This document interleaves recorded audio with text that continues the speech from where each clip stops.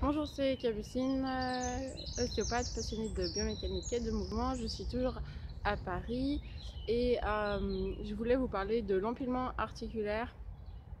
C'est un concept qui a été décrit par un ostéopathe qui a écrit un livre qui s'appelle Biomécanique de la course à pied.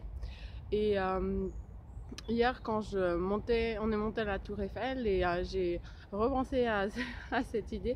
En fait, c'est l'idée qu'en courant et en marchant, en fait, on devrait avoir la cheville, le genou et la hanche qui sont à peu près dans l'axe et les articulations qu'elles s'empilent les unes sur les autres.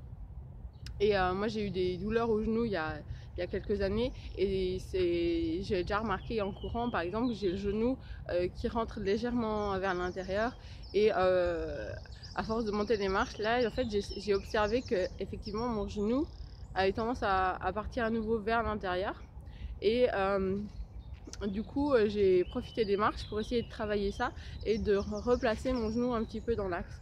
Donc ça va être on peut observer aussi par exemple les gens qui ont des pieds plats, les genoux un petit peu en dedans. Et du coup c'est intéressant d'observer déjà comment on court.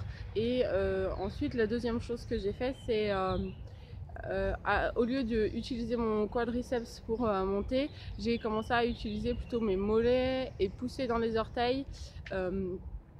C'est un peu ce que dit aussi Cathy Bowman sur pour monter et descendre. J'avais déjà fait une vidéo sur la montée et la descente et du coup elle propose d'utiliser vraiment la poussée, donc pousser dans le pied, les orteils pour monter plutôt que d'utiliser le quadriceps. Et en fait j'ai observé que si je poussais, mon genou était beaucoup plus stable et il avait moins tendance à partir vers l'intérieur.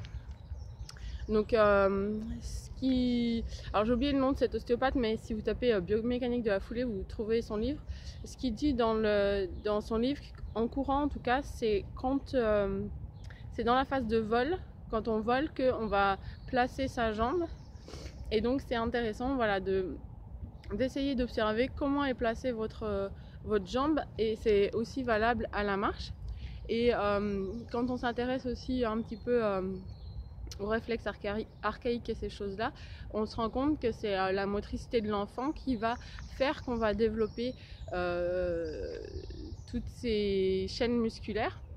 Et par exemple, quelqu'un qui a les pieds plats, genoux en dedans, et c'est peut-être qu'il n'a pas rampé quand il était petit et qu'il n'a pas stimulé ses chaînes extérieures.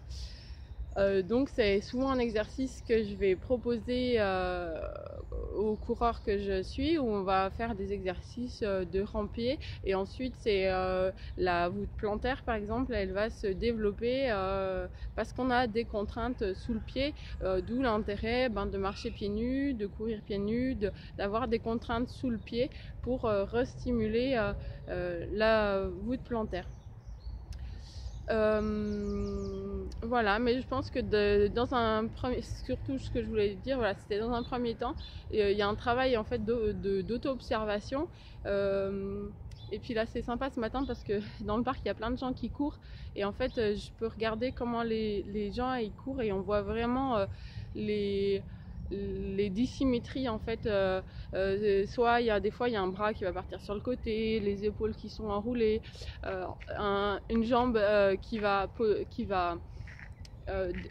partir sur l'extérieur en fait. Et tout ça c'est des choses que vous pouvez observer, et vous pouvez déjà essayer de corriger des petites choses en vous tenant un peu plus droit, en utilisant à peine plus vos bras, en poussant un peu plus sur les orteils, et observer qu'est-ce qui se passe. Est-ce que la foulée est plus agréable, est-ce que vous êtes plus léger, et puis préparer la pose du pied quand on est en vol. Voilà, et bien écoutez, j'espère que cette vidéo vous servira. Vous pouvez cliquer pour vous abonner, et puis à très bientôt pour une prochaine vidéo.